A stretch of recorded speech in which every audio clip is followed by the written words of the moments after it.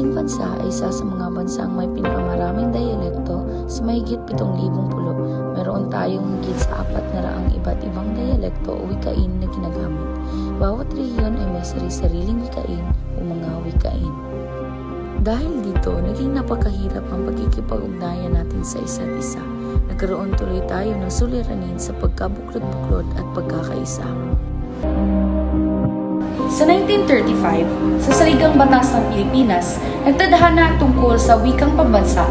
Ang Kongreso ay gagawa ng mga hakbang tungo sa pagpapaunlad at pagpapatibay ng isang wikang pambansa na batay sa isa sa mga umiiral na katutubong wika sa Seksyon 3, Artikulo 14. Sa taong 1972, Disyembre, nag-atas ang Pangulong Ferdinand E. Marcos sa surian ng wikang pambansa na ang Saligang Batas ay isalin sa mga wikang sinasalita ng mga 50,000 mamamayan alinsunod sa probisyon ng Saligang Batas, Artikulo 15, Seksyon 3. Sa 1987, pinagtibay ang bagong konstitusyon ng Pilipinas sa Artikulo 14, Seksyon 6 at 8 na sasaad ang sumusunod. Sa Seksyon 6, ang wikang pambansa ng Pilipinas ay Filipino, samantalang nililinang ito ay dapat payabungin at pagyamanin pa salig ng umiiral na wika sa Pilipinas at sa iba pang mga wika. Sa Seksyon 8 naman, ang konstitusyon ay dapat ipahayag sa Pilipino at Ingles. Taong 1937, Disyembre 30, bilang alinsunod sa tadhana ng batas ng Commonwealth bilang 184 sa pamamagitan ng kautosang tagapagpaganap bilang 134 ay pinahayag ng Pangulong Quezon ang wikang pambansa ng Pilipinas na batay sa Tagalog. Tagalog ang ginawang saligan ng wikang pambansa sa dahilan ng ito'y nakakawig sa maraming wikain sa bansa. Sa madaling salitay, hindi magiging mahirap ang Tagalog sa mga di-Tagalog dahil kahawig ito ng lahat ng wika ng Pilipino sa ganitong ayos. 59.6% sa Kapampangan, 48.2% sa Cebuano, 46.6% sa Hiligaynon, 39.5% sa Bicol, at 31.3% sa Ilocano at iba pa. Taong 1996, sa Resolusyon 9621, Komisyon sa Wikang Pambansa ay ganito ang batayang deskripsyon ng Pilipino. Ang Filipino ay ang katutubong wika na ginagamit sa buong Pilipinas bilang wika ng komunikasyon ng mga etnikong grupo. Katulad ng iba pang wikang buhay, ang Filipino ay dumaraan sa proseso sa paglinang sa pamamagitan ng mga paghihiram sa mga wika sa Pilipinas at mga di katutubong wika at evolusyon ng iba't ibang variety ng wika para sa iba't ibang saligang sosyal. Taong 1936, Nobyembre 13, pinagtibay ng batasang pambansa ang Batas Commonwealth bilang 184 na lumikha ng isang sulian ng wikang pambansa at itinakda ang makapangyarihan at tungkulin niyon.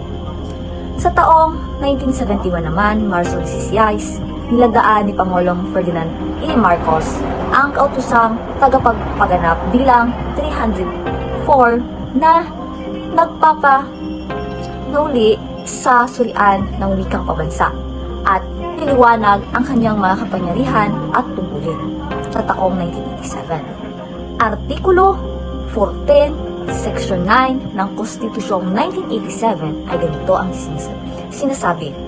Dapat magtatag ang Kongreso ng isang komisyon ng wikang pambansa na binubuo ng ginatawag ng iba't ibang mga rehiyon at mga disiplina na magsasagawa, mag-uugnay at magtataguyod mga pananaliksik sa Pilipino at iba pang mga wika para sa pagpapaunlad at pagpapalaganap at pagpapanatili. Ang komisyong ito ay tinatawag ngayon sa Wikang Filipino o KWF. Agosto 6, taong 1968, ang kautosang tagapagpaganap bilang 187 ay nilagdaan ng Pangulo na nag-aaras sa lahat ng kagawaran at tanggapan at iba pang sangay ng pamahalaan na gamitin ang wikang Filipino. Taong 1987, Artikulo 14, Section 7 ng Konstitusyon 1987, upos sa mga layunin ng komunikasyon at pagtuturo, ang wikang opisyal ng Pilipinas ay Filipino, at hanggat walang ibang hana ang batas Ingles. Agosto 25, 1988, nilagdaan ni Pangulong Corazon C. Aquino ang kautosang tagapagpaganap bilang 335 na nagtabubili na gumawa ng mga hakbang para sa paggamit ng wikang Filipino sa opisyal ng transaksyon. Setyembre 9, 1989, pinalabas ang kalihim Lourdes R. Quezonil ng Edukasyon, Kultura at Palakasan ng Kagawaran bilang 84 na nag-aatas sa lahat ng opisyal ng DEX na isa katuparan ng kautosang tagapagpaganap bilang 335.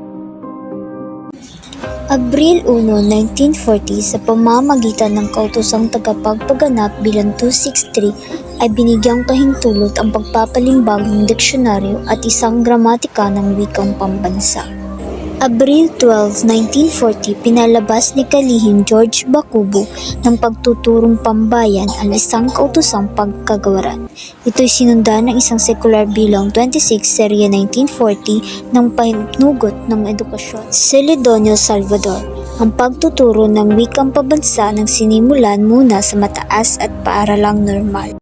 Noong ika-19 ng Hunyo sa taong 1974, Taan ni Kalihim Juan El Manuel ng Edukasyon at Kultura ang kautosang pangkagawaran bilang 25 na nagtadhana ng mga panuntunan sa pagpapatupad ng patakarang edukasyong bilingual sa mga paaralan na magsisimula sa taong aralan 1974 hanggang 1975. at noong ika-21 ng Hulyo sa taong 1978, Nilagdaan ng Ministro ng Edukasyon at Kultura na si Juan L. Manuel ang kautosang pangministri bilang 22 na nag-uutos na isama ang Pilipino sa lahat ng kurikulum na pagdalubhasa ang antas. Magsisimula sa unang semestre ng taong aralan na 1979 hanggang 1980. Ang lahat ng pangmataas na edukasyong institusyon ay magbubukas ng 6 na unit sa Pilipino sa kanilang mga palatuntunang aralin sa lahat ng kurso maliban sa mga kursong pagtuturo sa 12 unit. at sa taong 1987, Nalabas ng kalihim na si Lourdes R. Quezonil ng Departamento ng Edukasyon, Kultura at Palakasan ang kautusan bilang 52 na nag-uutos sa paggamit ng Filipino bilang wikang panturo sa lahat ng antas sa mga paaralan, kalinsabay ng Ingles na nakatakda sa patakarang edukasyong bilingual.